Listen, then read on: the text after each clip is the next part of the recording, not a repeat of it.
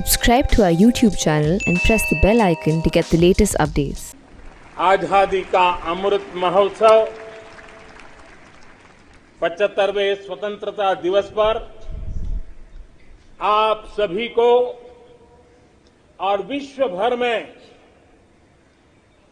भारत को प्रेम करने वाले, लोकतंत्र को प्रेम करने वाले सभी को बहुत बहुत शुभकामनाएं। आज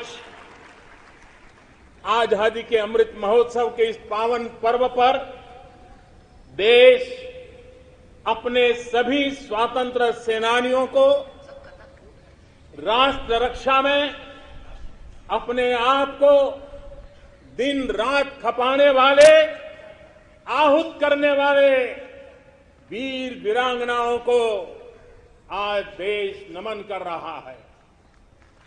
आजादी को जन आंदोलन बनाने वाले पूज्य बापू हो या आजादी के लिए अपना सब कुछ न्योछावर करने वाले नेताजी सुभाष चंद्र बोस, भगत सिंह, चंद्रशेखर आजाद, बिस्मिल और अशफाक उल्लाह खां जैसे महान क्रांतिवीर हो, झांसी की रानी लक्ष्मीबाई हो, चित्तूर की रानी चेन्नम्मा हो या रानी गाइडिंलियू हो या असम में मातंगिनी हाजरा का पराक्रम हो, देश के पहला प्रधानमंत्री पंडित नेहरू जी हो, देश को एकजुट राष्ट्र में बदलने वाले सरदार वल्लभ भाई पटेल हो, भारत के भविष्य की दिशा निर्धारित करने वाले, रास्ता तय कराने वाले बाबा साहब आंबेडकर सहित देश हर व्यक्तित्व को आज याद कर रहा है। देश इन सभी महापुरुषों का ऋणी है। भारत तो बहुरत्ना वसुंधरा है और भारत के हर कोने में, हर कालखंड में अनगिनत लोगों ने, जिसके नाम भी शायद इतिहास की तवारीख में नहीं होंगे, ऐसे अनगिनत लोगों ने इस राष्ट्र को बनाया भी है, आगे बढ़ाया भी है। मैं ऐसे हर व्यक्तित्व का वंदन करता हूं, उनका अभिनंदन करता हूं। भारत ने सदियों तक मातृभूमि, संस्कृति और आजादी के लिए संघर्ष किया है। गुलामी की कसक, आजादी की ललक इस देश ने सदियों तक कभी छोड़ी नहीं। जय पराजय आते रहे, लेकिन मन मंदिर में बसी हुई आजादी की आकांक्षा वो कभी खत्म होने नहीं दी। आज इन सभी संघर्ष के पुरोधा, सदियों के संघर्ष के पुरोधा, उन सबको भी प्रणाम करने का वक्त है और वे प्रणाम के हकदार भी है। कोरोना वैश्विक महामारी, इस महामारी में हमारे डॉक्टर, हमारे नर्सेज, हमारे पैरामेडिकल स्टाफ, हमारे सफाई कर्मी वैक्सीन बनाने में जुटे, हमारे वैज्ञानिक हो, सेवा भावना से जुड़े हुए करोड़ों देशवासियों हो, जिन्होंने इस कोरोना के कालखंड में पल पल जन सेवा में समर्पित किया है, वे भी हम सबके वंदन के अधिकारी हैं। आज भी देश के कुछ इलाकों में बाढ़ है, भूस्खलन की हुए हैं, कुछ पीड़ादायक खबरें भी आती रहती हैं। कई क्षेत्रों में लोगों को जिस मुश्किल बढ़ा दी है, ऐसे समय केंद्र सरकार हो, राज्य सरकारें हो, सब उनके साथ मुस्तैदी के साथ खड़ी हुई है। आज इस आयोजन में, ओलंपिक में भारत में भारत की युवा पीढ़ी जिसने भारत का नाम रोशन किया है, ऐसे हमारे एथलीट्स, हमारे खिलाड़ी आज हमारे बीच में हैं।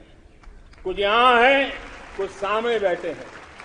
मैं आज देशवासियों को, यहां मौजूद है उनको भी, और हिंदुस्तान के कोने कोने में जो इस समारोह में मौजूद है, उन सबको मैं कहता हूं कि हमारे खिलाड़ियों के सम्मान में आइए कुछ पल तालियां बजा करके उनका सम्मान करें। भारत के खेलों का सम्मान, भारत की युवा पीढ़ी का सम्मान, भारत को गौरव दिलाने वाले युवाओं का सम्मान, देश, करोड़ों देशवासी आज तालियों की गड़गड़ाहट के साथ हमारे इन जवानों का, देश की युवा पीढ़ी का गौरव कर रहे हैं, सम्मान कर रहे हैं।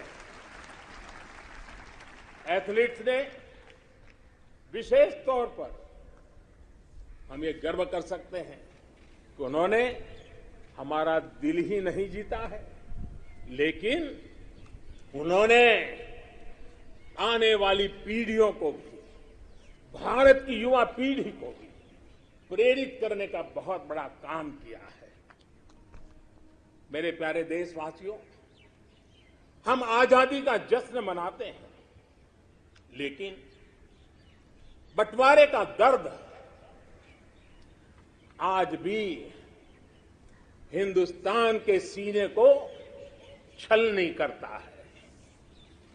ये पिछली शताब्दी की सबसे बड़ी त्रासदी में से एक थी। आजादी के बाद इन लोगों को बहुत ही जल्द भुला दिया गया। कल ही भारत ने एक भावुक निर्णय लिया है। अब से हर वर्ष 14 अगस्त को विभाजन विभीषिका स्मृति दिवस के रूप में याद किया जाएगा।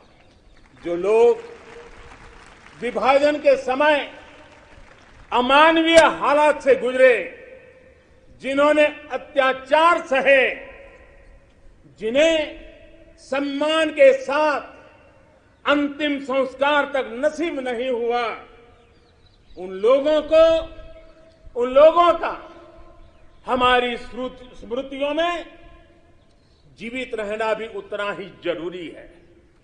आजादी के 75वें दिवस, स्वतंत्रता के दिवस पर विभाजन विभीषिका स्मृति दिवस का तय होना ऐसे लोगों को हर भारतवासी की तरफ से आदरपूर्वक श्रद्धांजलि है।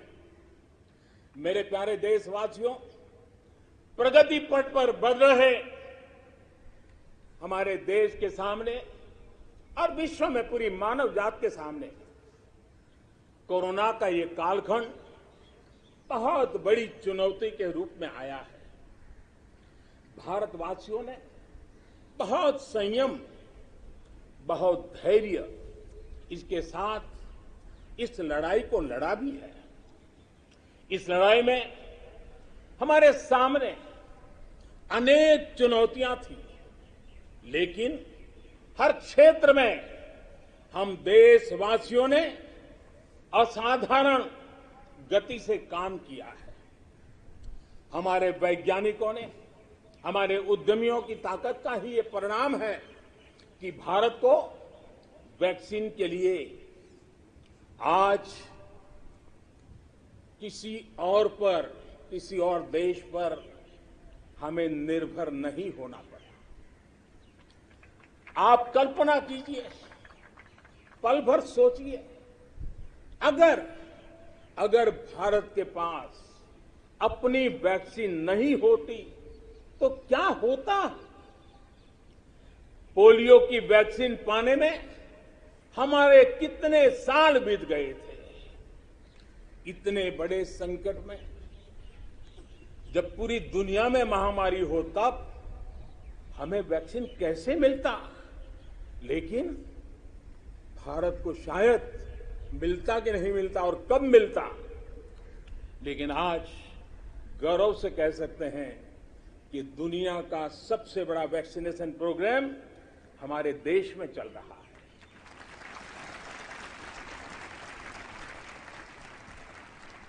54 करोड़ से लोग, 54 करोड़ से ज्यादा लोग वैक्सीन डोज लगा चुके हैं। कोविन जैसी ऑनलाइन व्यवस्था, डिजिटल सर्टिफिकेट देने की व्यवस्था आज दुनिया को आकर्षित कर रही है। महामारी के समय भारत जिस तरह से 80 करोड़ देशवासियों को महीनों तक लगातार मुफ्त अनाज देकर के उनके गरीब के घर के चूल्हे को जलते रखा है, यह भी दुनिया के लिए एक अचरज भी है और चर्चा का विषय भी है। ये बात सही है कि अन्य देशों की तुलना में भारत में कम लोग संक्रमित हुए। ये भी सही है कि दुनिया के देशों की जनसंख्या की तुलना में भारत में हम अधिकतम मात्रा में हमारे नागरिकों को बचा सके, लेकिन ये हमारे लिए पीठ थपथपाने का विषय नहीं है, संतोष पाकर के सो जाने का विषय नहीं है। ये कहना कि कोई चुनौती नहीं थी, ये हमारे अपने विकास के आगे के रास्तों को बंद करने वाली सोच बन जाएगी।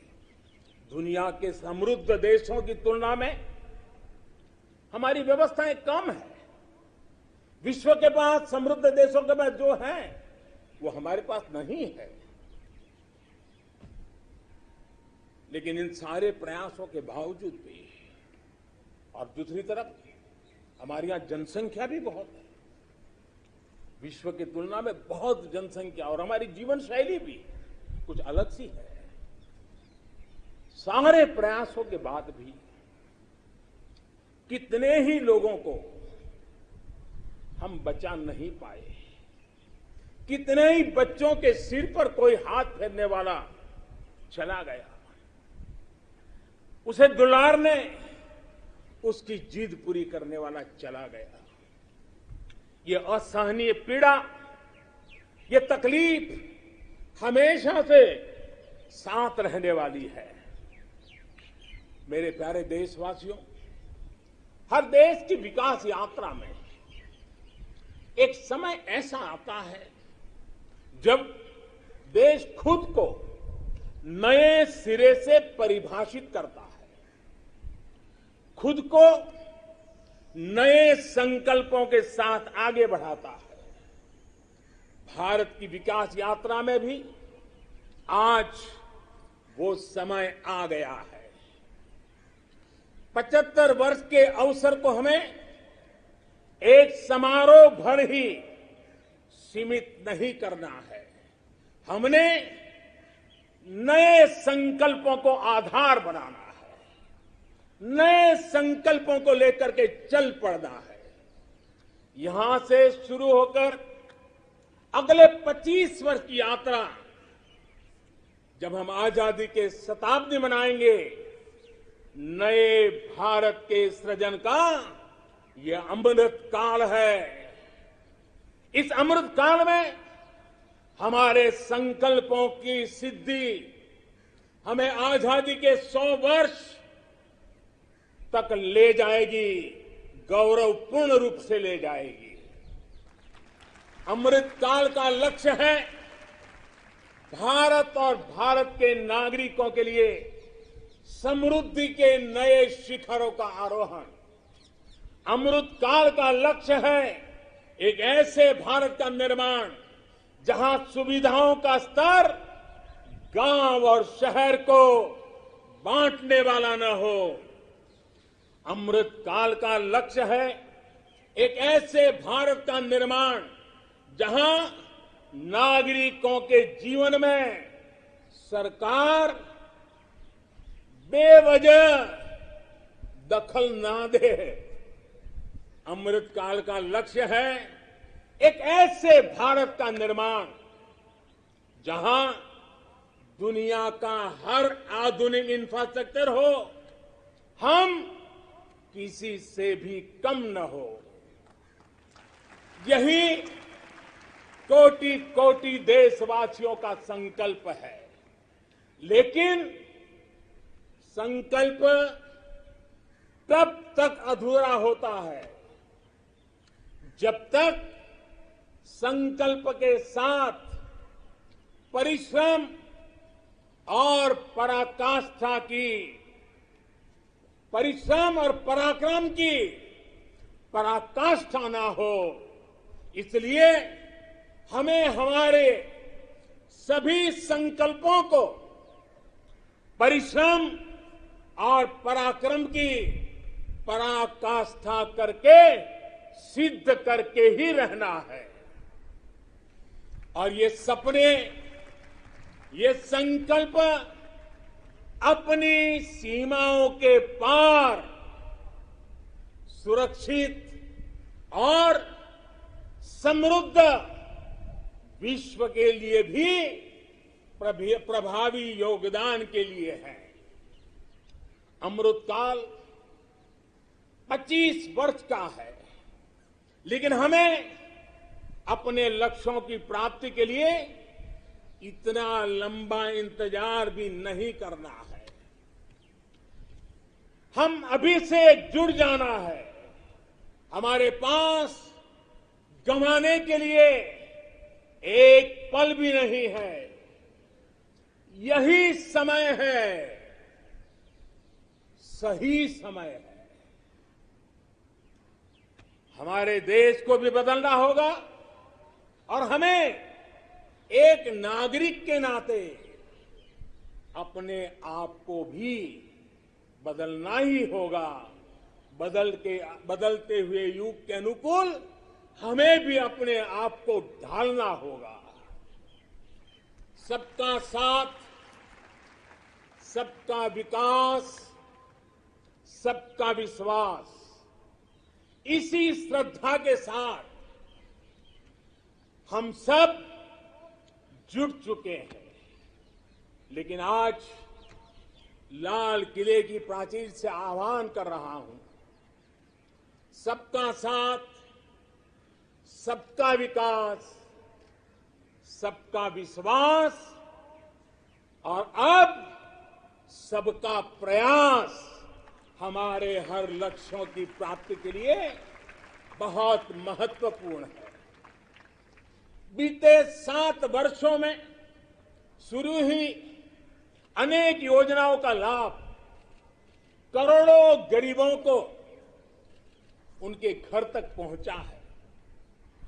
उज्ज्वला से लेकर आयुष्मान भारत की ये ताकत आज देश का हर गरीब जानता है। आज सरकारी योजनाओं की गति बढ़ी है, वो निर्धारित लक्ष्यों को प्राप्त कर रही है। पहले की तुलना में हम बहुत तेजी से बहुत आगे बढ़े, लेकिन सिर्फ बात यहां पूरी नहीं होती है। अब हमें सैचुरेशन तक जाता है, पूर्णता तक जाना है। 100% गांवों में सड़कें हो, 100% परिवारों के बैंक अकाउंट हो, 100% लाभार्थी को आयुष्मान भारत का कार्ड हो, 100% पात्र व्यक्तियों को उज्ज्वला योजना और गैस कनेक्शन हो, सरकार की बीमा योजना हो, पेंशन योजना हो, आवास योजना से हमें हर उस व्यक्ति को जोड़ना है जो उसके हकदार है। 100% का मूड बना के चलना है। आज तक हमारे यहां कभी उन साथियों के बारे में नहीं सोचा गया जो रेहड़ी लगाते हैं, पटरी पर बैठकर, फुटपाथ पर बैठकर सामान बेचते हैं, ठेला चलाते हैं, हम इन साथियों को स्वनिधि योजना के जरिए बैंकिंग व्यवस्था से जोड़ा जा रहा है। जैसे हमने बिजली 100% घरों तक पहुंचाई, जैसे हमने 100% घरों में शौचालय के निर्माण का प्रामाणिक प्रयास किया, वैसे ही हमें अब योजनाओं के सैचुरेशन का लक्ष्य लेकर के आगे बढ़ना है। और इसके लिए हमें समय सीमा बहुत दूर नहीं रखनी है। हमें कुछ ही वर्षों में अपने संकल्पों को साकार करना है। देश आज हर घर जल मिशन को लेकर के तेजी से काम कर रहा है। मुझे खुशी है कि जल जीवन मिशन के सिर्फ 2 वर्ष में 4.5 करोड़ से ज्यादा परिवारों को नल से जल मिलना शुरू हो गया, पाइप से वाटर मिलना शुरू हो गया है। करोड़ों माता बहनों का आशीर्वाद, यही हमारी पूंजी है। इस 100% का सबसे बड़ा लाभ ये होता है कि सरकारी योजना के लाभ से कोई वंचित नहीं रहता। जब सरकार ये लक्ष्य बनाकर चलती है कि हमें समाज की आखिरी पंक्ति में जो व्यक्ति खड़ा है उस तक पहुंचना है, तो न कोई भेदभाव हो पाता है और न ही भ्रष्टाचार की गुंजाइश रहती है। मेरे प्यारे देशवासियों, देश के हर गरीब, हर व्यक्ति तक पोषण पहुंचाना भी सरकार की प्राथमिकता है। गरीब महिलाओं, गरीब बच्चों में कुपोषण और जरूरी पौष्टिक पदार्थों की कमी उनके विकास में बड़ी बाधा बनती है। इसे देखते हुए ये तय किया गया है कि सरकार अपनी अलग अलग योजनाओं के तहत जो चावल गरीबों को देती है उसे फोर्टिफाई करेगी, गरीबों को पोषण युक्त चावल देगी। राशन की दुकान पर मिलने वाला चावल हो,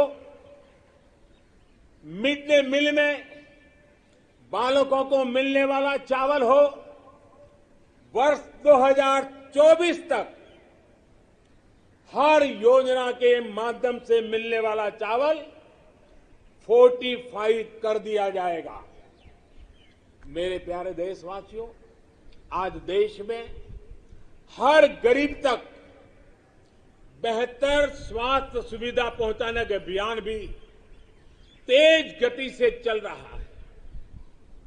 इसके लिए मेडिकल शिक्षा में जरूरी बड़े बड़े सुधार भी किए गए हैं।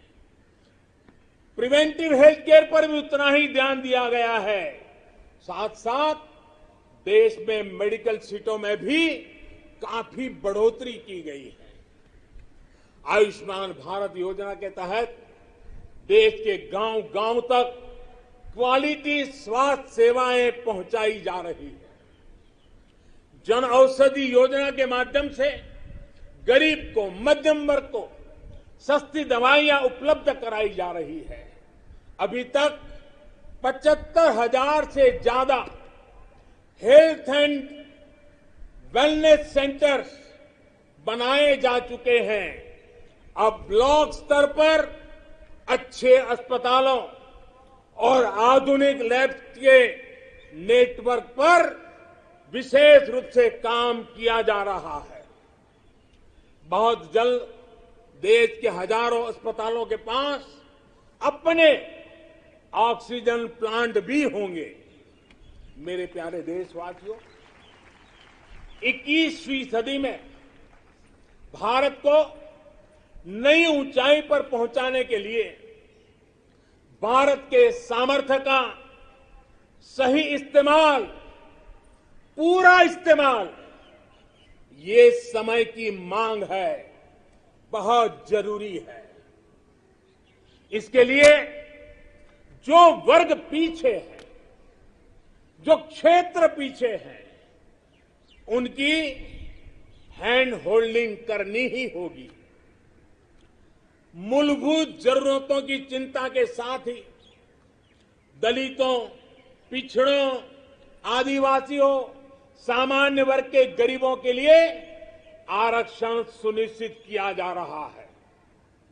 अभी हाल ही में मेडिकल शिक्षा के क्षेत्र में ऑल इंडिया कोटे में ओबीसी वर्ग में को आरक्षण की व्यवस्था भी की गई है। संसद में कानून बनाकर ओबीसी से जुड़ी सूची बनाने का अधिकार राज्यों को दे दिया गया है। मेरे प्यारे देशवासियों, जैसे हम ये सुनिश्चित कर रहे हैं कि समाज की विकास यात्रा में कोई व्यक्ति ना छूटे, कोई वर्ग ना छूटे, वैसे ही देश का कोई भूभाग, देश का कोई कोना भी पीछे नहीं छूटना चाहिए। विकास सर्वांगी होना चाहिए, विकास सर्वस्पर्शी होना चाहिए, विकास सर्वसमावेशक होना चाहिए।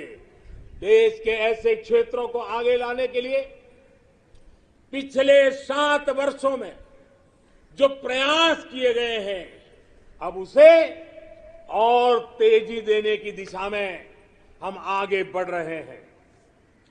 हमारा पूर्वी भारत, नॉर्थ ईस्ट, जम्मू कश्मीर, लद्दाख सहित पूरा हिमालय का क्षेत्र हो, हमारी कोस्टल बेल्ट या फिर आदिवासी अंचल हो, ये भविष्य में भारत के विकास का, भारत की विकास यात्रा का बहुत बड़ा आधार बनने वाले हैं।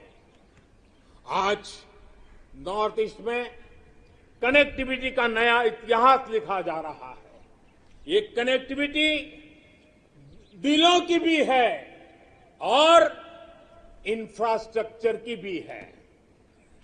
बहुत जल्द नॉर्थ ईस्ट के सभी राज्यों की राजधानियों को रेल सेवा से जोड़ने का काम पूरा होने वाला है। एक्ट ईस्ट पॉलिसी के तहत आज नॉर्थ ईस्ट बांग्लादेश, म्यांमार और दक्षिण पूर्वी एशिया से भी कनेक्ट हो रहा है। बीते वर्षों में जो प्रयास हुए हैं, उसकी वजह से हम नॉर्थ ईस्ट में स्थायी शांति के लिए, श्रेष्ठ भारत के निर्माण के लिए उत्साह अनेक गुना बढ़ा हुआ है। नॉर्थ ईस्ट से वहां पर tourism, adventure sports, organic farming, herbal medicine, oil palm, इसका पोटेंशियल बहुत बड़ी मात्रा में है। हमें पूरी तरह इस पोटेंशियल को निखारना होगा, देश की विकास यात्रा का हिस्सा बनाना होगा और हमें ये काम अमृत काल के कुछ दशक में ही पूरा करना है। सभी के सामर्थ्य को उचित अवसर देना, यही लोकतंत्र की असली भावना है। जम्मू हो या कश्मीर, विकास का संतुलन अब जमीन पर दिख रहा है। जम्मू कश्मीर में ही डिलिमिटेशन कमीशन का गठन हो चुका है और भविष्य में विधानसभा चुनावों के लिए भी तैयारियां चल रही है। लद्दाख भी विकास की अपनी असीम संभावनाओं की तरफ आगे बढ़ चला है। एक तरफ लद्दाख आधुनिक इंफ्रास्ट्रक्चर का निर्माण होते देख रहा है तो वहीं दूसरी तरफ सिंधु सेंट्रल यूनिवर्सिटी लद्दाख को उच्च शिक्षा का, हायर एजुकेशन का केंद्र भी बना रही है। 21वीं सदी के इस दशक में भारत ब्लू इकोनॉमी के अपने प्रयासों को और तेजी देगा। हमें एक्वा कल्चर के साथ साथ सीवीड की खेती में बने जो नई संभावना बन रही है, उन संभावनाओं का भी पूरा लाभ उठाना है। डीप ओशन मिशन समंदर की असीम संभावनाओं को तलाशने की हमारी महत्वाकांक्षा का प्रमाण है। जो खनिज संपदा समंदर के में छिपी हुई है, जो थर्मल एनर्जी समंदर के पानी में है, और वो देश के विकास को नई बुलंदी दे सकती है। देश के जिन जिलों के लिए ये माना गया था कि ये पीछे रह गए, हमने उनकी आकांक्षाओं को भी जगाया है। देश में 110 से अधिक आकांक्षी जिले, एस्पिरेशनल डिस्ट्रिक्ट जिलों में शिक्षा, स्वास्थ्य, पोषण, सड़क, रोजगार से जुड़ी योजनाओं को प्राथमिकता दी जा रही है। इनमें से अनेक जिले हमारे आदिवासी अंचल में हैं। हमने इन जिलों के बीच विकास की एक तंदुरुस्त स्पर्धा का एक उत्साह पैदा किया है। ये आकांक्षी जिले भारत के अन्य जिलों की बराबरी तक पहुंचे, उस दिशा में तेज स्पर्धा चल रही है। मेरे प्यारे देशवासियों, अर्थ जगत में पूंजीवाद और समाजवाद, इसकी चर्चा तो बहुत होती है, लेकिन भारत सहकारवाद पर भी बल देता है। सहकारवाद हमारी परंपरा, हमारी संस्कारों के भी अनुकूल है। सहकारवाद जिसमें जनता जनार्दन की सामूहिक शक्ति का अर्थव्यवस्था की चालक शक्ति के रूप में ड्राइविंग फोर्स बने, ये देश के ग्रास रूट लेवल की इकोनॉमी के लिए एक अहम क्षेत्र है। कोऑपरेटिव ये सिर्फ कानून नियमों की जंजाल वाली एक व्यवस्था नहीं है, बल्कि कोऑपरेटिव एक स्पिरिट है, कोऑपरेटिव एक संस्कार है, एक कोऑपरेटिव एक सामूहिक चलने की मन प्रवृत्ति है। उनका सशक्तिकरण हो, इसके लिए हमने अलग मंत्रालय बनाकर इस दिशा में कदम उठाया है। और राज्यों के अंदर जो सहकारी क्षेत्र है, उसको जितना ज्यादा बल दे सके, वो बल देने के लिए हमने ये कदम उठाया है। मेरे प्यारे देशवासियों, इस दशक में हमने गांवों में नई अर्थव्यवस्था के निर्माण के लिए पूरी शक्ति लगानी होगी। आज हम अपने गांवों को तेजी से परिवर्तित होते देख रहे हैं। बीते कुछ वर्षों में गांवों तक सड़क और बिजली की सुविधाओं को पहुंचाने के रहे थे, वो पूरा कालखंड हमारा रहा। लेकिन अब गांवों को ऑप्टिकल फाइबर नेटवर्क, डेटा की ताकत पहुंच रही है, इंटरनेट पहुंच रहा है। गांव में भी डिजिटल एंटरप्रेन्योर तैयार हो रहे हैं। गांव में जो हमारी सेल्फ हेल्प ग्रुप से जुड़ी 8 करोड़ से अधिक बहनें हैं, वो एक से बढ़कर एक प्रोडक्ट्स बनाती है। इनके प्रोडक्ट्स को देश में और विदेश में बड़ा बाजार मिले, इसके लिए अब सरकार ई कॉमर्स प्लेटफॉर्म भी तैयार करेगी। आज जब देश वोकल फॉर लोकल के मंत्र के साथ आगे बढ़ रहा है, तो ये डिजिटल प्लेटफॉर्म महिला सेल्फ हेल्प ग्रुप के उत्पादों को देश के दूर दराज क्षेत्रों में भी और विदेशों में भी लोगों से जोड़ेगा और उनका फलक बहुत विस्तृत होगा। कोरोना के दौरान देश ने टेक्नोलॉजी की ताकत और हमारे वैज्ञानिकों का सामर्थ्य और उनकी प्रतिबद्धता को देखा है।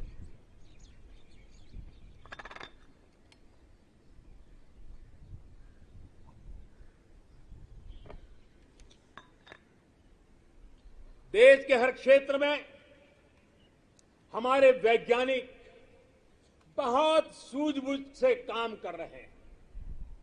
अब समय आ गया है कि हम अपने कृषि क्षेत्र में भी वैज्ञानिकों की क्षमताओं और उनके सुझावों को भी हमारे एग्रीकल्चर सेक्टर में जोड़ें। अब हम ज्यादा इंतजार नहीं कर सकते हैं और हमें इसका पूरा लाभ भी उठाना है। ये देश को खाद्य सुरक्षा देने के साथ फल, सब्जियां और अनाज का उत्पादन बढ़ाने में बहुत बड़ी मदद मिलेगी और हम विश्व तक पहुंचने के लिए अपने आप को मजबूती से आगे बढ़ाएंगे। इन प्रयासों के बीच हमें कृषि सेक्टर की एक बड़ी चुनौती की भी और ध्यान देना है। ये चुनौती है गांव के लोगों के पास कम होती जमीन। बढ़ती हुई आबादी के साथ परिवार में जो बंटवारे हो रहे हैं, उसकी वजह से किसानों की जमीन छोटी छोटी से छोटी होती जा रही है। देश के 80% से ज्यादा किसान ऐसे हैं जिनके पास 2 हेक्टेयर से भी कम जमीन है। 2 हेक्टेयर से भी कम। पहले जो देश में नीतियां थी, और हम देखें 100 में से 80 किसान, उनके पास 2 हेक्टेयर से भी कम जमीन, यानी देश का किसान एक प्रकार से छोटा किसान है। पहले जो देश में नीतियां बनी, उनमें इन छोटे किसानों को जितनी प्राथमिकता देनी चाहिए थी, उन पर जितना ध्यान केंद्रित करना चाहिए था, वो रह गया। अब देश में इन्हीं छोटे किसानों को ध्यान में रखते हुए कृषि सुधार किए जा रहे हैं, निर्णय लिए जा रहे हैं। फसल बीमा योजना में सुधार हो, एमएसपी को 1.5 गुना करने का बड़ा महत्वपूर्ण निर्णय हो, छोटे किसानों को किसान क्रेडिट कार्ड से सस्ते दर से बैंक से कर्ज मिले, इसकी व्यवस्था हो, सोलर पावर से जुड़ी योजनाएं खेत तक पहुंचाने की बात हो, किसान उत्पादक संगठन हो। ये सारे प्रयास छोटे किसानों की ताकत बढ़ाएंगे। आने वाले समय में ब्लॉक लेवल तक वेयर हाउस की फैसिलिटी क्रिएट करने का भी अभियान चलाया जाएगा। हर छोटे किसानों के छोटे छोटे खर्च को ध्यान में रखते हुए पीएम किसान सम्मान निधि योजना चलाई जा रही है। 10 करोड़ से अधिक किसान परिवारों के बैंक खातों में अब तक 1.5 लाख करोड़ से ज्यादा रकम सीधी उनके खाते में जमा करा दी गई है।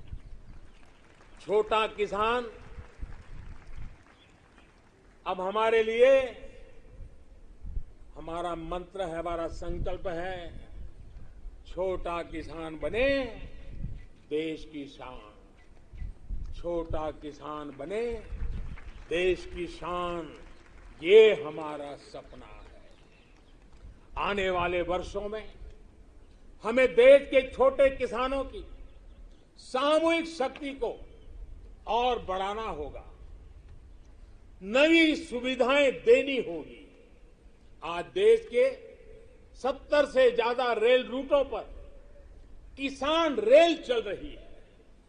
किसान रेल छोटे किसानों को अपने उत्पाद का कम कीमत, ट्रांसपोर्टेशन का खर्चा कम हो, इस पर दूर दराज के इलाकों में वो इस आधुनिक सुविधा के साथ अपने उत्पाद पहुंचा सकता है। कमलम हो या शाही लीची, भूत जलोकिया मिर्च हो या काला चावल या हल्दी, अनेकों उत्पाद अब दुनिया के अलग अलग देशों में भेजे जा रहे हैं।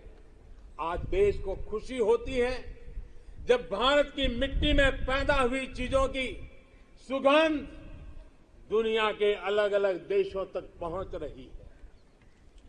भारत के खेत से निकली सब्जियां और खाद्यान्न से आज दुनिया का टेस्ट बन रहा है।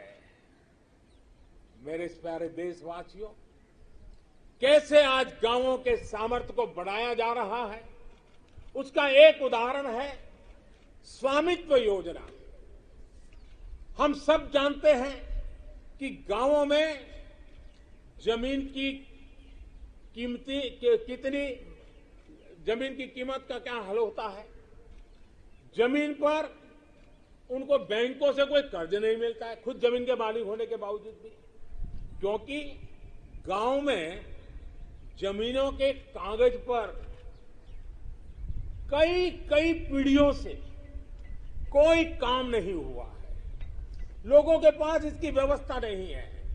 इस स्थिति को बदलने का काम आज स्वामित्व योजना कर रही है। आज गांव-गांव हर एक घर की, हर जमीन की ड्रोन के जरिए मैपिंग हो रही है। गांव की जमीनों के डेटा और संपत्ति के कागज ऑनलाइन अपलोड हो रहे हैं। इससे न सिर्फ गांवों में जमीन से जुड़े विवाद समाप्त हो रहे हैं, बल्कि गांव के लोगों को बैंक से आसानी से लोन भी मिलने की व्यवस्था निर्माण हुई है। गांव गरीब की जमीनें विवाद का नहीं, विकास का आधार बने। देश आज उस दिशा में बढ़ रहा है। मेरे प्यारे देशवासियों, स्वामी विवेकानंद जी जब भारत के भविष्य की बात करते थे, अपनी आंखों के सामने मां भारती की भव्यता का जब वो दर्शन करते थे, तब वो कहते थे, जहां तक हो सके अतीत की ओर देखो, जहां तक हो सके अतीत की ओर देखो। पीछे जो चीर नूतन झरना बह रहा है, पीछे जो चीर नूतन झरना बह रहा है, आकंठ उसका जल पियो। और उसके बाद देखिए स्वामी विवेकानंद जी की विशेषता, उसके बाद सामने की ओर देखो, आगे बढ़ो और भारत को पहले से भी कहीं ज्यादा उज्जवल, महान, श्रेष्ठ बनाओ। आजादी के 75वें वर्ष में हमारा दायित्व है कि अब हम देश के असीम सामर्थ्य पर विश्वास करते हुए आगे बढ़े। हमें मिलकर काम करना होगा नेक्स्ट जनरेशन इंफ्रास्ट्रक्चर के लिए। हमें मिलकर काम करना होगा वर्ल्ड क्लास मैन्युफैक्चरिंग के लिए हमें मिलकर काम करना होगा। कटिंग एज इनोवेशंस के लिए हमें मिलकर काम करना होगा। न्यू एज टेक्नोलॉजी के लिए। मेरे प्यारे देशवासियों, आधुनिक विश्व में प्रगति की बुनियाद आधुनिक इंफ्रास्ट्रक्चर पर खड़ी होती है। ये मध्यम वर्ग की आवश्यकताओं, आकांक्षाओं की भी पूर्ति करते हैं। कमजोर इंफ्रास्ट्रक्चर का बहुत बड़ा नुकसान विकास की गति को भी होता है, शहरी मध्यम वर्ग को भी होता है।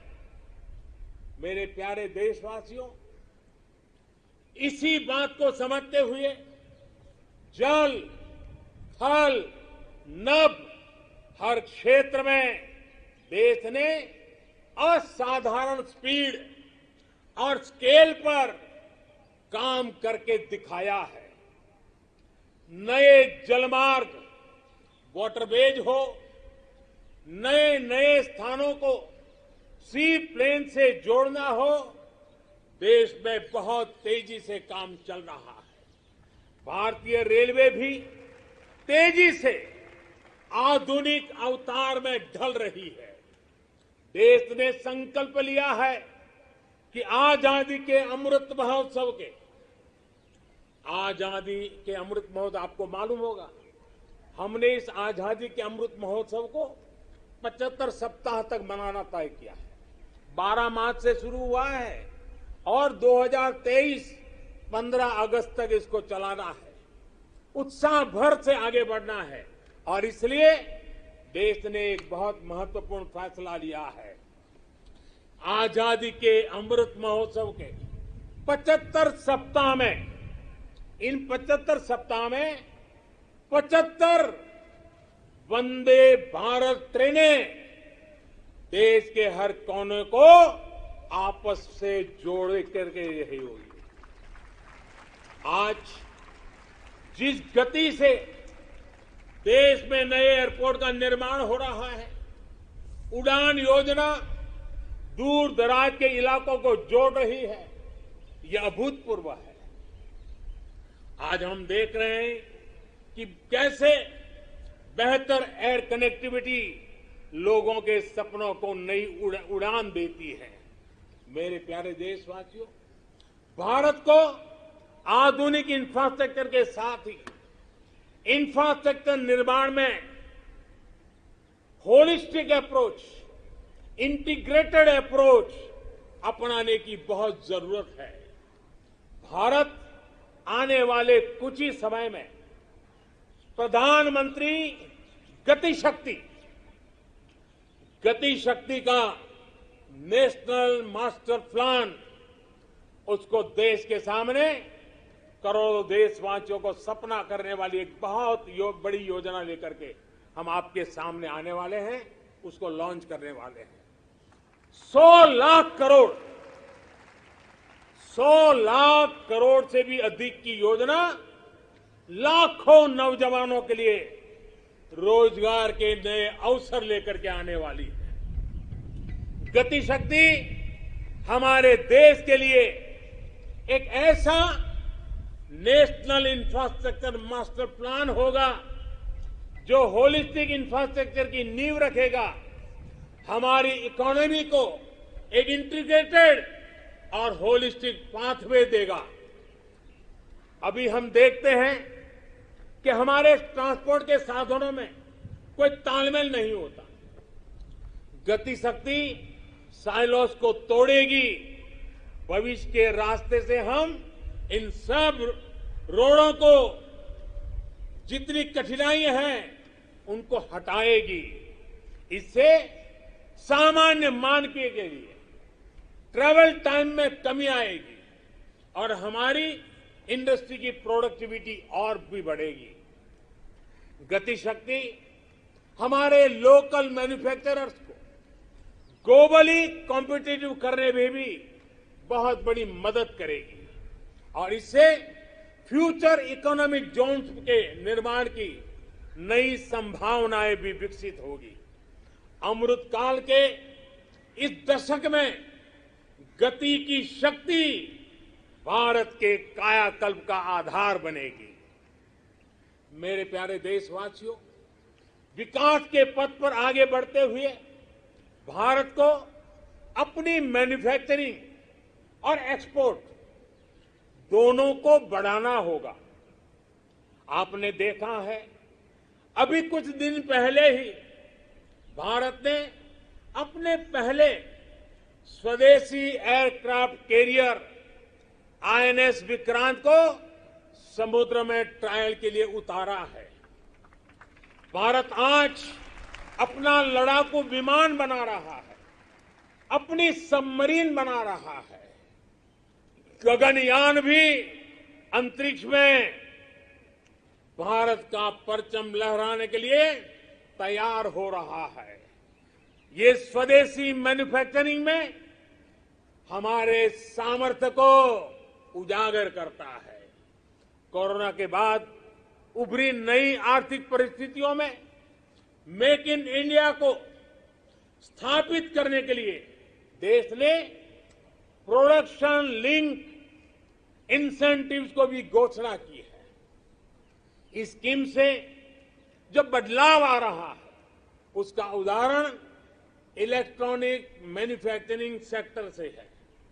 7 साल पहले हम लगभग $8 बिलियन के मोबाइल फोन इंपोर्ट यानी आयात करते थे।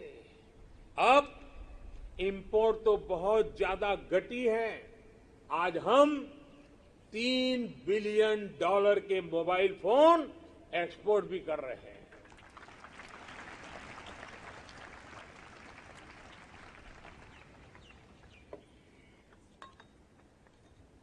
आज जब हमारे मैन्युफैक्चरिंग सेक्टर को गति मिल रही है तो हमें ये ध्यान रखना है कि हम भारत में जो बनाएं उसे हमें बेस्ट क्वालिटी के साथ ग्लोबल कंपटीशन में टिके और हो सके तो एक कदम आगे बढ़ें, ये तैयारी करनी है और ग्लोबल मार्केट को हमने टारगेट करना है। देश के सभी मैन्युफैक्चरर्स को मैं आग्रहपूर्वक कहना चाहूंगा, हमारे मैन्युफैक्चरर्स को इस बात को कभी नहीं भूलना होगा कि आप जो प्रोडक्ट बाहर बेचते हैं वो सिर्फ आपकी कंपनी के द्वारा बनाया हुआ सिर्फ एक पुर्जा नहीं है, एक प्रोडक्ट नहीं है। उसके साथ भारत की पहचान जुड़ी होती है, भारत की प्रतिष्ठा जुड़ी होती है, भारत के कोटि कोटि लोगों का विश्वास जुड़ा होता है। मेरे प्यारे देशवासियों, मैं इसलिए मैन्युफैक्चरर्स को कहता हूं, आपका हर एक प्रोडक्ट भारत का ब्रांड एम्बेसडर है। जब तक वो प्रोडक्ट इस्तेमाल में ले आया जाता रहेगा, उसे खरीदने वाला कहेगा, बड़े गर्व से कहेगा, सीना तान करके कहेगा, हाँ ये मेड इन इंडिया है। ये मिजाज चाहिए। अब आपके मन में दुनिया के मार्केट में छा जाने का सपना होना चाहिए। इस सपने को पूरा करने के लिए सरकार हर तरह से आपके साथ खड़ी है। मेरे प्यारे देशवासियों, आज देश के अलग अलग सेक्टर्स और देश के छोटे शहरों में भी, टियर 2, टियर 3 सिटीज में भी नए नए स्टार्टअप बन रहे हैं। उनकी भारतीय प्रोडक्ट्स को अंतर्राष्ट्रीय बाजार में जाने में बड़ी भूमिका भी है। सरकार अपने इन स्टार्टअप्स के साथ पूरी ताकत के साथ खड़ी है। उन्हें आर्थिक मदद देना हो, टैक्स में छूट देना हो, उनके लिए नियमों को सरल बनाना हो, सब कुछ किया जा रहा है। हमने देखा है कोरोना के इस कठिन काल में ही हजारों नए स्टार्टअप्स उभर करके आए हैं। बड़ी सफलता से वे आगे बढ़ रहे हैं। कल के स्टार्टअप आज के यूनिकॉर्न बन रहे हैं। इनकी मार्केट वैल्यू हजारों करोड़ रुपए तक पहुंच रही है। ये देश में नए प्रकार के वेल्थ क्रिएटर्स हैं।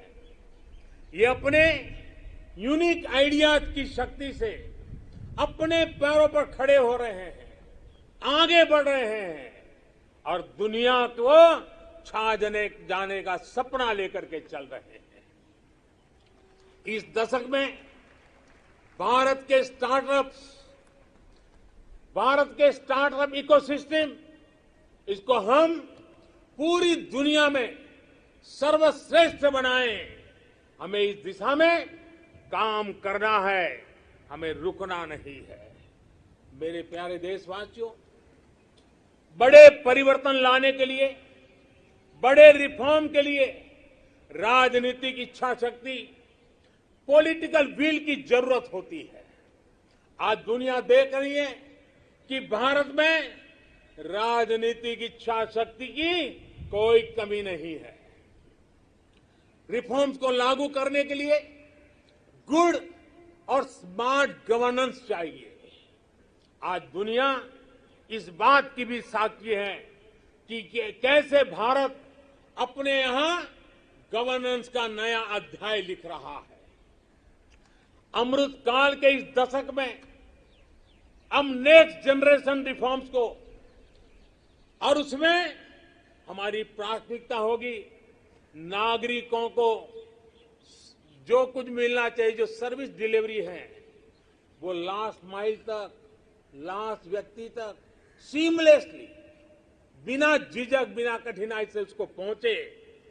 देश के समग्र विकास के लिए लोगों के जीवन में सरकार और सरकारी प्रक्रियाओं का बेवजह दखल समाप्त करना ही होगा। पहले के समय सरकार खुद ही ड्राइविंग सीट पर बैठ गई थी। ये उस समय की शायद मांग रही होगी, लेकिन अब समय बदल चुका है। बीते 7 वर्षों में देश में इसके लिए प्रयास भी बढ़ा है कि देश के लोगों को अनावश्यक कानूनों के जाल, अनावश्यक प्रक्रियाओं के जाल से मुक्ति दिलाए जाए। अब तक देश के सैकड़ों पुराने कानूनों को समाप्त किया जा चुका है। कोरोना के इस कालखंड में भी सरकार ने 15,000 से ज्यादा कंप्लायंसेस को समाप्त किया है। अब आप देखिए, आपको भी अनुभव होगा, कोई एक छोटा सरकारी काम हो, ढेर सारे कागज, बार बार कागज, एक ही जानकारी अनेक बार, यही चलता रहा है। 15,000 कंप्लायंसेस को हमने खत्म किया है। आप सोचिए, 200 साल पहले, एक उदाहरण मैं देना चाहता हूं, 200 साल पहले हमारे यहां एक कानून चला आ रहा है। 200 साल यानी 1857 से भी पहले से, जिसकी वजह से देश के नागरिक को मैपिंग यानी नक्शा बनाने की स्वतंत्रता नहीं थी। अब विचार कीजिए, 1857 से चल रहा है। नक्शा बनाना है तो सरकार को पूछिए, नक्शा किसी किताब में छापना है तो सरकार से पूछिए, नक्शा खो जाने पर गिरफ्तारी का भी उसमें प्रावधान है। आजकल हर फोन में मैप का ऐप है। सैटेलाइट की इतनी ताकत है कि फिर ऐसे कानूनों का बोझ सिर पर लेकर देश को आगे कैसे बढ़ाएंगे हम। कंप्लायंसेस का ये बोझ उतरना बहुत जरूरी है। मैपिंग की बात हो, स्पेस की बात हो, इंफॉर्मेशन टेक्नोलॉजी की बात हो, बीपीओ की बात हो, जैसे अनेक सेक्टरों में बहुत सारे रेगुलेशन को हमने समाप्त कर दिया है। मेरे प्यारे देशवासियों, बेवजह कानूनों की जकड़ से मुक्ति, ईज ऑफ लिविंग, साथ साथ ईज ऑफ डूइंग बिजनेस, दोनों के लिए बहुत ही जरूरी है। हमारे देश के उद्योग और व्यापार आज इस बदलाव को महसूस कर रहे हैं। आज दर्जनों श्रम कानून सिर्फ 4 कोड में समा चुके हैं। टैक्स से जुड़ी व्यवस्थाओं को भी अब आसान और फेसलेस किया गया है। इस तरह के रिफॉर्म सिर्फ सरकार तक सीमित ना रहे, बल्कि ग्राम पंचायत और नगर निगमों, नगर पालिकाओं तक पहुंचे। इस पर देश की हर व्यवस्था को मिलकर के काम करना होगा। मैं जो आह्वान कर रहा हूं और बड़े आग्रह से कर रहा हूं, केंद्र हो या राज्य, सभी के विभागों से मैं कह रहा हूं, सभी सरकारी कार्यालयों से कह रहा हूं, अपने यहां नियमों प्रक्रियाओं की समीक्षा का अभियान चलाइए। हर वो नियम, हर वो प्रक्रिया जो देश के लोगों के सामने बाधा बनकर, बोझ बनकर खड़ी हुई है, उसे हमें दूर करना ही होगा। मुझे पता है जो ये 70-75 साल में जमा हुआ है, वो एक दिन में या एक साल में नहीं जाएगा, लेकिन मन बनाकर काम शुरू करेंगे तो हम ऐसा जरूर कर पाएंगे। मेरे प्यारे देशवासियों, इसी सोच के साथ सरकार ने ब्यूरोक्रेसी में पीपल सेंट्रिक अप्रोच बढ़ाने, एफिशिएंसी बढ़ाने के लिए सरकार ने मिशन कर्मयोगी और कैपेसिटी बिल्डिंग कमीशन की शुरुआत भी की है। मेरे प्यारे देशवासियों, कौशल और सामर्थ्य से भरे, अपनी मिट्टी के लिए कुछ कर गुजरने की भावना से भरे नौजवानों को तैयार करने में बड़ी भूमिका होती है। किसकी होती है? बड़ी भूमिका होती है हमारी शिक्षा की, हमारी शिक्षा व्यवस्था की, हमारी शिक्षा परंपरा की। आज देश के पास 21वीं सदी की जरूरतों को पूरा करने वाली नई राष्ट्रीय शिक्षा नीति भी है। अब हमारे बच्चे ना कौशल की कमी के कारण रुकेंगे और ना ही भाषा की सीमा में बंधेगी। दुर्भाग्य से हमारे देश में भाषा को लेकर एक बड़ा विभाजन पैदा हो गया है। भाषा की वजह से हमने देश के बहुत बड़े टैलेंट को पिंजरे में बांध दिया है। मातृभाषा में होनहार लोग मिल सकते हैं। मातृभाषा में पढ़े हुए लोग आगे आएंगे तो उनका आत्मविश्वास और बढ़ेगा। जब गरीब की बेटी, गरीब का बेटा मातृभाषा में पढ़कर प्रोफेशनल बनेंगे तो उनके सामर्थ्य के साथ न्याय होगा। नई राष्ट्रीय शिक्षा नीति में गरीबी के खिलाफ लड़ाई का साधन भाषा है, ऐसा मैं मानता हूं। ये नई राष्ट्रीय शिक्षा नीति भी एक प्रकार से गरीबी के खिलाफ लड़ाई का एक बहुत बड़ा शस्त्र बनकर के काम आने वाला है। गरीबी से जंग जीतने का आधार भी मातृभाषा की शिक्षा है, मातृभाषा की प्रतिष्ठा है, मातृभाषा का महात्म्य है। देश ने देखा है खेल के मैदान में, और हम अनुभव कर रहे हैं, खेल के मैदान में भाषा रुकावट नहीं बनी और उसका परिणाम देखा है कि युवा हमारे खिलने लगे हैं, खेल भी रहे हैं, खिल भी रहे हैं। अब ऐसा ही जीवन के अन्य मैदानों में भी होगा। नई राष्ट्रीय शिक्षा नीति उसकी एक और विशेष बात है, इसमें स्पोर्ट्स को एक्स्ट्रा करिकुलर के जगह मेन स्ट्रीम पढ़ाई का हिस्सा बनाया गया है। जीवन को आगे बढ़ाने में जो भी प्रभावी माध्यम है उनमें एक स्पोर्ट्स भी है। जीवन में संपूर्णता के लिए जीवन में खेलकूद होना, स्पोर्ट्स होना बहुत आवश्यक है। एक समय था जब खेलकूद की मुख्य धारा नहीं समझा जाता था। मां बाप भी बच्चों से कहते थे कि खेलते ही रहोगे तो जीवन बर्बाद कर लोगे। अब देश में फिटनेस को लेकर, स्पोर्ट्स को लेकर एक जागरूकता आई है। इस बार ओलंपिक में भी हमने देखा है, हमने अनुभव किया है। ये बदलाव हमारे देश के लिए एक बहुत बड़ा टर्निंग पॉइंट है। इसलिए आज देश में खेलों में टैलेंट, टेक्नोलॉजी और प्रोफेशनलिज्म लाने के जो अभियान चल रहा है, इस दशक में हमें उसे और तेज करना है और व्यापक करना है। ये देश के लिए गौरव की बात है कि शिक्षा हो या खेल, बोर्ड्स के नतीजे हो या ओलंपिक का मैदान, हमारी बेटियां आज अभूतपूर्व प्रदर्शन कर रही है।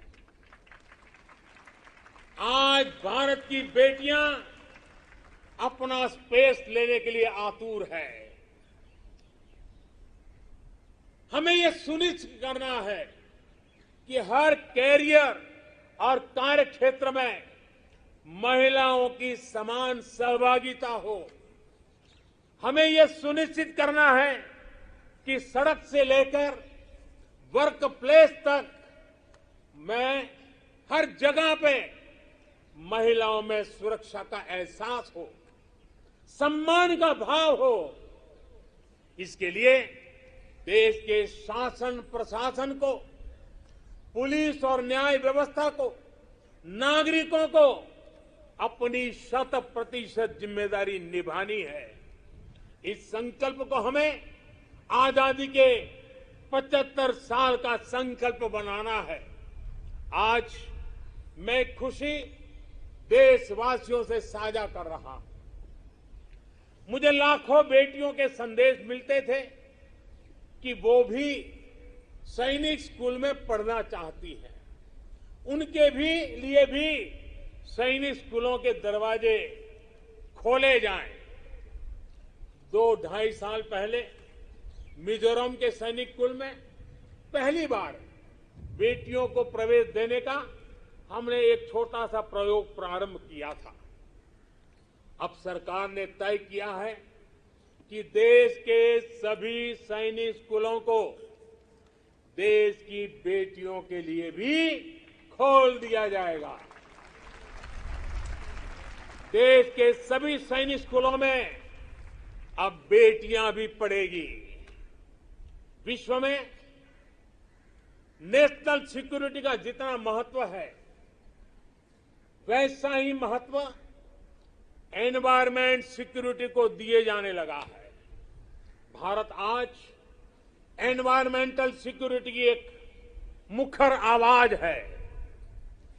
आज बायोडायवर्सिटी हो या लैंड न्यूट्रलिटी, क्लाइमेट चेंज हो या वेस्ट रिसाइकलिंग, ऑर्गेनिक फार्मिंग हो या वेस्ट रिसाइकलिंग, ऑर्गेनिक फार्मिंग हो या गोबर्धन से बायोगैस हो और एनर्जी कंजर्वेशन हो या क्लीन एनर्जी ट्रांजिशन, पर्यावरण की दिशा में भारत के प्रयास आज परिणाम दे रहे हैं। भारत ने वन क्षेत्र को या फिर नए नेशनल पार्क की संख्या, बाघों की संख्या और एशियाटिक लायन सभी में वृद्धि हर देशवासी के लिए खुशी की बात है। मेरे प्यारे देशवासियों, भारत की इन सफलताओं के बीच एक और सच को भी हमें समझना होगा। भारत आज एनर्जी इंडिपेंडेंट नहीं है। भारत आज एनर्जी इंपोर्ट के लिए सालाना 12 लाख करोड़ रुपए से भी अधिक खर्च करता है। भारत की प्रगति के लिए, आत्मनिर्भर भारत बनाने के लिए भारत का एनर्जी इंडिपेंडेंट होना समय की मांग है, अनिवार्य है। इसलिए आज भारत को ये संकल्प लेना होगा कि हम आजादी के 100 साल होने से पहले भारत को एनर्जी इंडिपेंडेंट बनाएंगे। और इसके लिए हमारा रोड मैप बहुत स्पष्ट है। गैस बेस्ड इकोनॉमी है, देश भर में सीएनजी पीएनजी का नेटवर्क हो, 20% इथेनॉल ब्लेंडिंग का टारगेट हो। भारत एक तय लक्ष्य के साथ आगे बढ़ रहा है। भारत ने इलेक्ट्रिक मोबिलिटी की तरफ भी कदम बढ़ाया है और रेलवे के 100% इलेक्ट्रिफिकेशन पर भी काम तेज गति से आगे बढ़ रहा है। भारतीय रेलवे ने 2030 तक नेट जीरो कार्बन एमिटर बनने का लक्ष्य रखा है। इन सारे प्रयासों के साथ ही देश मिशन सर्कुलर इकोनॉमी इस पर भी बल दे रहा है। हमारी व्हीकल स्क्रैप पॉलिसी इसका एक बड़ा उदाहरण है। आज G20 के जो देशों का समूह है, उसमें भारत एकमात्र देश ऐसा है जो अपने क्लाइमेट गोल्स को प्राप्त करने की दिशा में तेजी से आगे बढ़ रहा है। भारत ने इस दशक के अंत तक रिन्यूएबल एनर्जी के 450 गीगावाट का लक्ष्य तय किया है। 2030 तक 450 गीगावाट। इसमें से 100 गीगावाट के लक्ष्य को भारत ने तय समय से पहले हासिल कर लिया है। हमारे ये प्रयास दुनिया को भी एक भरोसा दे रहे हैं। ग्लोबल स्टेज पर इंटरनेशनल सोलर अलायंस का गठन इसका बड़ा उदाहरण है। भारत आज जो भी कार्य कर रहा है, उसमें सबसे बड़ा लक्ष्य है जो भारत को क्लाइमेट जंप देने वाला है। क्लाइमेट के क्षेत्र में क्वांटम जंप देने वाला है, वो है ग्रीन हाइड्रोजन का क्षेत्र।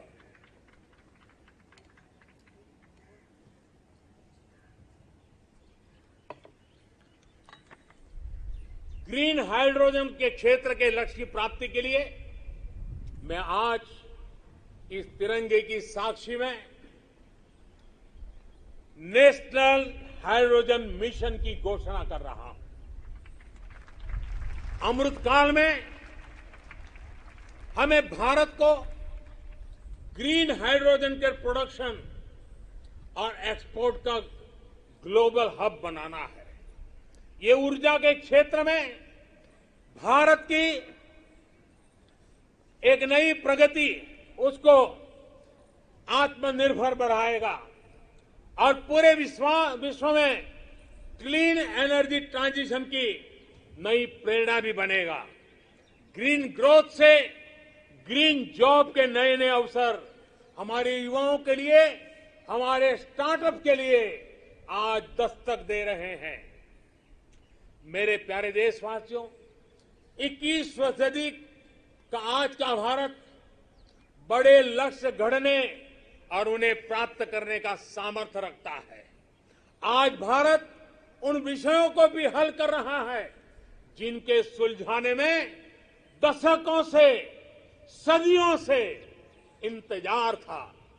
आर्टिकल 370 को बदलने का ऐतिहासिक फैसला हो, देश को टैक्स के जाल से मुक्ति दिलाने वाली व्यवस्था, जीएसटी हो, हमारे फौजी साथियों के लिए वन रैंक वन पेंशन का निर्णय हो, राम जन्मभूमि केस का शांतिपूर्ण समाधान, ये सब हमने बीते कुछ वर्षों में सच होते देखा है। त्रिपुरा में दशकों बाद ब्रू रियांग समझौता होना हो, ओबीसी कमीशन को संवैधानिक दर्जा देना हो, या फिर जम्मू कश्मीर में आजादी के पहली बार बीडीसी और डीडीसी चुनाव, भारत की संकल्प शक्ति लगातार सिद्ध कर रहा है। आज कोरोना के इस दौर में भारत में रिकॉर्ड विदेशी निवेश आ रहा है। भारत का विदेशी मुद्रा भंडार भी अब तक के सबसे ऊंचे स्तर पर है। सर्जिकल स्ट्राइक और एयर स्ट्राइक करके भारत ने देश के दुश्मनों को नए भारत के सामर्थ्य का संदेश भी दे दिया है। ये बताता है कि भारत बदल रहा है, भारत बदल सकता है। भारत कठिन से कठिन फैसले भी ले सकता है और कड़े से कड़े फैसले लेने में भी भारत झिझकता नहीं है, रुकता नहीं है। मेरे प्यारे देशवासियों,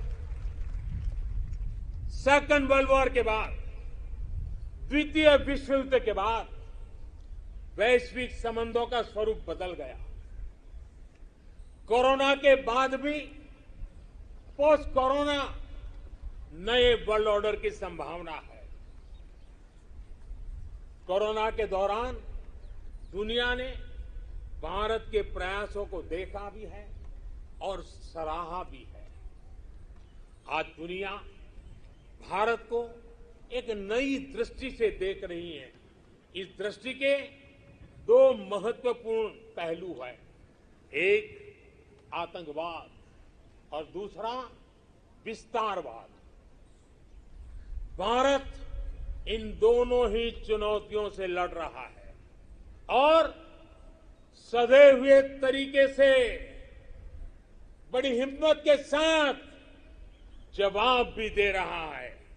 हम भारत अपने दायित्वों को सही तरीके से निभा पाए, इसके लिए हमारी रक्षा तैयारों को भी उतना ही सदृढ़ रहना होगा।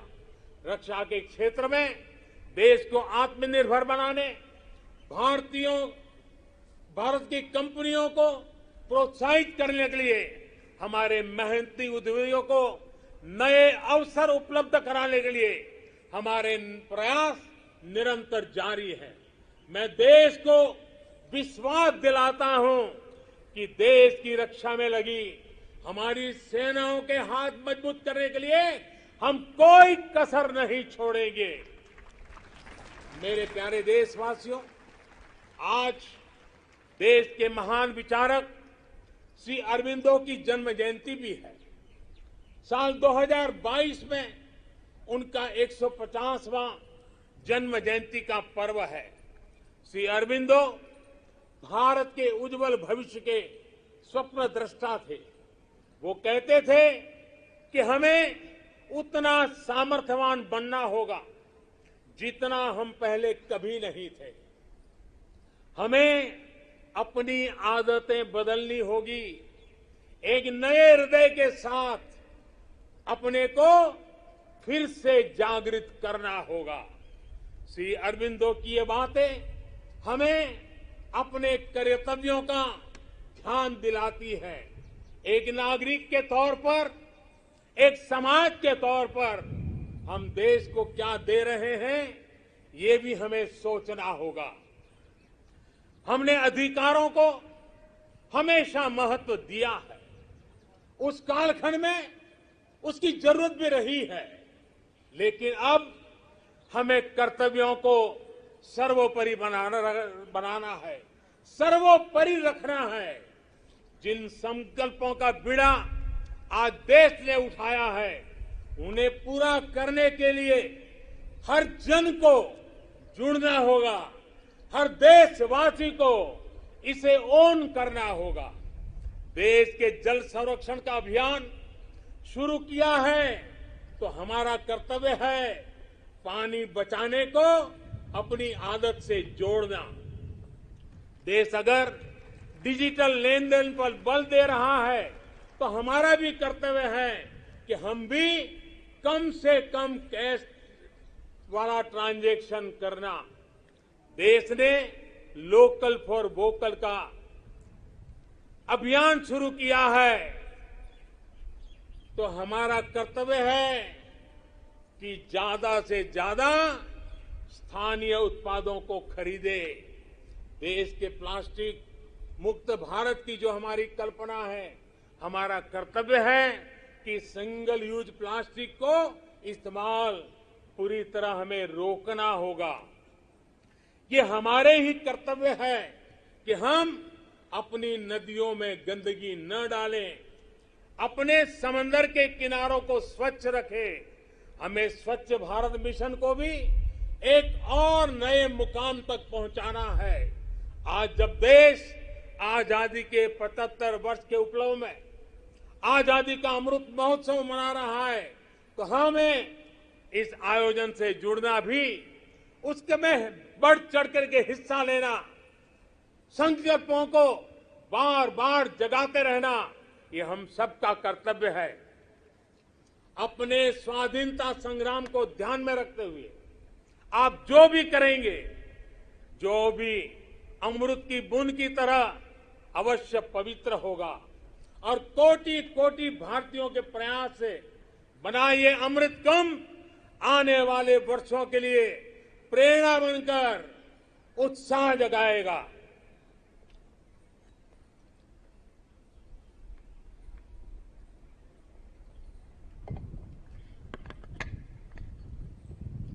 मेरे प्यारे देशवासियों, मैं भविष्य दृष्टा नहीं हूं, मैं कर्म के फल पर विश्वास करता हूं। मेरा विश्वास है मेरे देश के युवाओं पर, मेरा विश्वास है देश की बहनों पर, देश की बेटियों पर, देश के किसानों पर, देश के प्रोफेशनल्स पर। ये कैन डू जनरेशन है, कैन डू जनरेशन है। ये हर लक्ष्य हासिल कर सकती है। मुझे विश्वास है कि जब 2047 आजादी का स्वर्णिम उत्सव, आजादी के 100 साल होंगे, जो भी प्रधानमंत्री होगा, आज से 25 साल के बाद जो भी प्रधानमंत्री होंगे, वो जब झंडारोहण करते होंगे तो मैं आज विश्वास से कहता हूं, वो अपने भाषण में जिन सिद्धियों का वर्णन करेंगे, वो सिद्धियां वही होगी जो आज देश संकल्प कर रहा है। ये मेरा विजय का विश्वास है। आज मैं जो संकल्प रूप में बोल रहा हूं, वो 25 साल के बाद जो भी ध्वजारोहण करते होंगे, वे सिद्धि के रूप में बोलेंगे। देश सिद्धि के रूप में उसका गौरव गान करता होगा। जो आज देश के युवा हैं, वो उस समय भी देखेंगे कि देश ने कैसे ये कमाल करके दिखाया है। 21वीं सदी में भारत के सपनों और आकांक्षाओं को पूरा करने से कोई भी बाधा अब हमें रोक नहीं सकती। हमारी ताकत हमारी जीवटता है, हमारी ताकत हमारी एकजुटता है, हमारी प्राण शक्ति राष्ट्र प्रथम सदैव प्रथम की भावना है। ये समय है साझा स्वप्न देखने का, ये समय है साझा संकल्प करने का, ये समय है साझा प्रयत्न करने का, और यही समय है हम विजय की ओर बढ़ चले। और इसलिए मैं फिर कहता